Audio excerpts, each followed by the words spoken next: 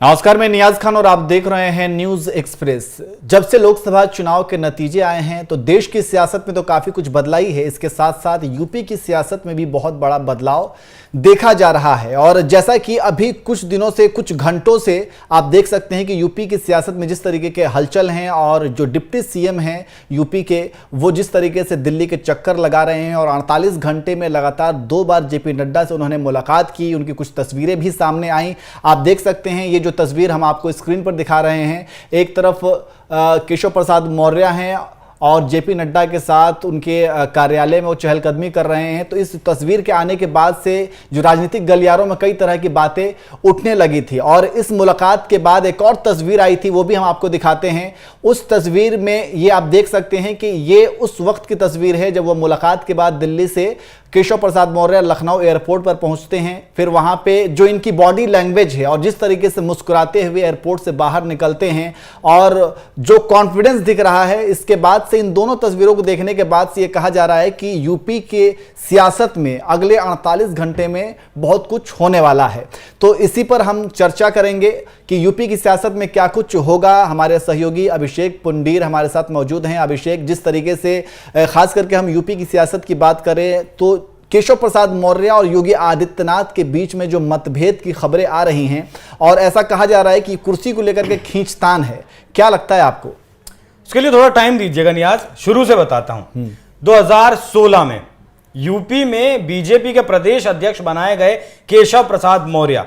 उससे पहले क्या, अगर चुनाव की मैं बात करूं, 2017-2012 में बीजेपी को 47 सीटें आई थी उत्तर प्रदेश में। समाजवादी पार्टी की सरकार बनी थी, अखिलेश यादव मुख्यमंत्री बने थे।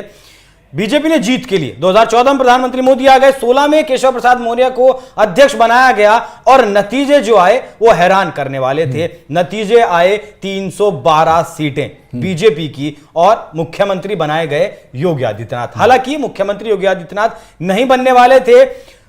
केशव प्रसाद मौर्य जब अध्यक्ष थे तो उन्हीं की दावेदारी पहले थी और लगभग मोहर भी लग चुकी थी। अब बीच में आरएसएस आया, आरएसएस ने जो है योगी आदित्यनाथ के नाम को फाइनल किया, दिल्ली भेजा गया योगी आदित्यनाथ को, अमित शाह से उन्होंने मुलाकात की और वापस वो आए लखनऊ में। और जब लखनऊ में आए तब केशव प्रसाद मौर्य को कहा गया कि आप जाकर योगी आदित्यनाथ से मिल लीजिए। तो महत्वाकांक्षा जो एक है वो 2017 के चुनाव से ही है, वो उन्हें मुख्यमंत्री बनना था और ऐसी समीकरण उन्होंने ऐसे आंकड़े लाकर दिए थे, ऐसी सीटें लाकर दी थी, तभी से खींचतान चलती रही। उसके बाद 2021 आया, 2021 में भी विवाद हुआ। 150 से 200 विधायकों ने योगी के खिलाफ मोर्चेबंदी कर दी। तब भी केशव प्रसाद मौर्य के कहने पर गृह मंत्री अमित शाह ने बीच बचाव किया और सरकार को सुचारू रूप से चलने का मौका दिया। अब 2022 के चुनाव पर आइए। अब 2022 के चुनाव पर नेतृत्व में भले ही योगी आदित्यनाथ के चुनाव लड़ा गया, लेकिन चेहरा सामने नहीं रखा गया था कि योगी आदित्यनाथ ही मुख्यमंत्री बनेंगे उत्तर प्रदेश के। अब नतीजे आए, 255 सीटें लेकर आए और उसके बाद फिर योगी आदित्यनाथ को मुख्यमंत्री बना दिया गया। तो उसके बाद से जो बदलाव आने शुरू हुए, आरएसएस से जो बीजेपी का फटाव हुआ, दूरियां बढ़ी, आरएसएस की दूरियां बढ़ी प्रधानमंत्री मोदी से और आरएसएस की नजदीकियां बढ़ी योगी आदित्यनाथ से। इस वक्त जो विरोध के स्वर, या सीधे तौर पर अगर योगी आदित्यनाथ ये कह पा रहे हैं कि ये जो आंकड़े आए, ये जो नतीजे आए हैं, वो अति आत्मविश्वास के कारण आए हैं। अति आत्मविश्वास के कारण, किसके आत्मविश्वास के कारण? सदन के पटल पर तो प्रधानमंत्री नरेंद्र मोदी ने ही कहा था ना कि एनडीए 400 पार जाएगा और बीजेपी 370 पार जाएगी। तो सीधा सीधा उन्होंने चुनौती दे दी प्रधानमंत्री मोदी को। किसके दम पर, किसके बल पर? वो बल है आरएसएस का। 5 दिन मोहन भागवत गोरखपुर में रहे, वहां मुलाकात हुई, नहीं हुई, किसी ने खंडन किया, किसी ने नहीं किया, किसी ने कहा फोन पर बात हो गई, ये हो गई, वो गई। तो कहीं ना कहीं योगी आदित्यनाथ के पीछे आरएसएस है और केशव प्रसाद मौर्य के पीछे अमित शाह है, ऐसा बताया जाता है। ऐसा बताया जाता है कि उत्तर प्रदेश में एक लॉबी है जो दिल्ली के इशारे पर काम करती है, उसकी अध्यक्षता करते हैं केशव प्रसाद मौर्य। उनके साथ हैं ब्रजेश पाठक, उनके साथ है संजय निषाद, उनके साथ हैं जो आपका अपना दल की जो नेता हैं अनुप्रिया पटेल, रमेश मिश्रा, मोती सिंह, जितने भी ये पुराने नेता हैं, ये सब योगी आदित्यनाथ को पसंद नहीं करते। क्यों नहीं करते? क्योंकि इस सरकार में अफसरशाही का इतना दबदबा है कि आपको अगर किसी गांव में नल भी लगवाने हैं, सरकारी 10 नल लगवाने हैं, तो वहां पहले अधिकारी जाएंगे, वो देखेंगे कि 10 की जरूरत है या फिर 5 में काम चल जाएगा। आम कार्यकर्ता का काम नहीं हो रहा है। जो आम कार्यकर्ता जमीन पर आ रहकर आपके लिए काम करता है, उसके अगर छोटे छोटे काम नहीं होंगे, उसका वोटर लिस्ट से नाम कट जाएगा, उसका राशन कार्ड से नाम कट जाएगा, उसको राशन नहीं मिलेगा, तो फिर वो आपको वोट क्यों करेगा। यही नतीजा रहा कि विधायक हो, मंत्री हो, सांसद हो, नहीं बन पाता, नहीं जो है वो संपर्क कर पाता है। एक और बात समझिए, केशव प्रसाद मौर्य डिप्टी सीएम जरूर है उत्तर प्रदेश में, लेकिन उनसे लोगों की पहुंच बहुत सुलभ है। अगर नियाज खान जाकर मिलना चाहेंगे, अभिषेक पुंडीर जाकर मिलना चाहेंगे केशव प्रसाद मौर्य से, तो वो आसानी से मिल लेंगे, लेकिन योगी आदित्यनाथ से आप इस तरीके से नहीं मिल सकते। योगी आदित्यनाथ लेकिन एक और बहुत मुश्किल है, सुप्रिया उनके खुद के नेता नहीं मिल पाते। अभिषेक सुप्रिया सिनेत का वो आपने ट्वीट शायद पढ़ा होगा, किस तरीके से वो इनडायरेक्टली योगी आदित्यनाथ को सपोर्ट कर रही हैं और कह रही हैं कि आखिर उनके खिलाफ कौन माहौल तैयार कर रहा है, और वो सीधे सीधे केशव प्रसाद मौर्य को लेकर के कह रही थी। उनका एक वीडियो साझा किया था इसी मुलाकात की, जो हमने शुरू में दिखाई, कि उन्होंने ये कहा था कि ये किसकी मतलब किस तरीके से मीटिंग चल रही है, तो वो कहीं ना कहीं योगी आदित्यनाथ के पक्ष में थी और केशव प्रसाद मौर्य के अगेंस्ट वो दिख रही थी।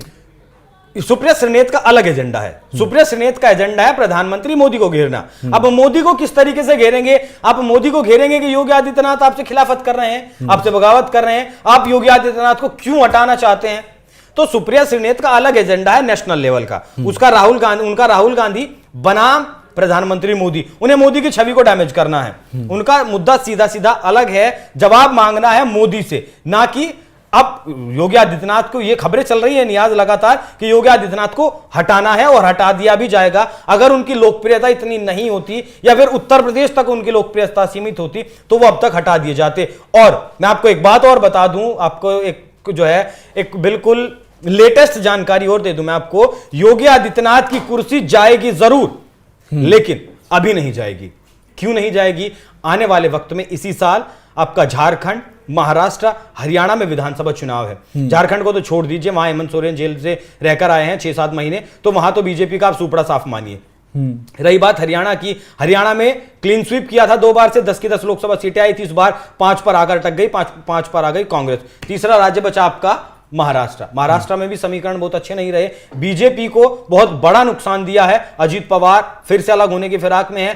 तो अगर योगी आदित्यनाथ को फिलहाल हटा दिया गया दिल्ली के द्वारा, मोदी या फिर शाह के द्वारा हटा दिया गया, तो इन राज्यों में गलत मैसेज जाएगा कि एक स्ट्रॉन्ग लीडर को मोदी ने हटा दिया। मतलब मोदी भी कांग्रेस जो है ये चाहते हैं कि उनके जो कठपुतली सीएम उनके वहां रहे। योगी आदित्यनाथ अगर अपने तरीके से काम कर रहे हैं तो उन्हें हटा दिया गया, तो गलत मैसेज जाएगा आने वाले 3 महीने में। जैसे ही चुनाव खत्म होंगे महाराष्ट्र में, हरियाणा में और आपका झारखंड में, उसके बाद योगी आदित्यनाथ की प्रबल जो है ऐसी संभावनाएं हैं कि योगी आदित्यनाथ को हटा दिया जाएगा। चलिए, तो कुल मिलाकर के यह है कि अभी कुछ अंदाजा लगाना बड़ा ही मुश्किल है, क्योंकि अभी बीजेपी जो है कई सारे दांव पेच में भी फंसी हुई है। महाराष्ट्र के भी कई सारे विधानसभा चुनाव हैं और इन चुनावों को देखते हुए अभी बीजेपी जो भी फैसला लेगी, जो भी कदम आगे बढ़ाएगी, तो वो काफ़ी सोच समझ करके ही बढ़ाएगी। और योगी आदित्यनाथ बहुत ही बड़े कद के नेता भी हैं और उनके साथ इस तरीके से आप नहीं कर सकते हैं कि किसी बच्चे के साथ खेल रहे हैं। वो सीएम हैं और उन्होंने अपना नाम कमाया है, अपना फेस उन्होंने बनाया है एक शासक के तौर पे, एक यूपी के सीएम के तौर पे। तो कुल मिलाकर के देखना ये होगा कि आगे क्या कुछ होता है, लेकिन फिलहाल इतना तो साफ है, हो गया है कि अब कि वहाँ पे 2 लॉबी हो रही हैं, एक प्रधानमंत्री मोदी के साथ है, एक योगी आदित्यनाथ के साथ हैं और एक आरएसएस भी उसमें जो है इन्वॉल्व है। तो कुल मिलाकर के राजनीति जो है काफ़ी तेज़ हो रही है। अब देखना होगा कि इसका नतीजा क्या निकलता है। फिलहाल इतना ही, नमस्कार।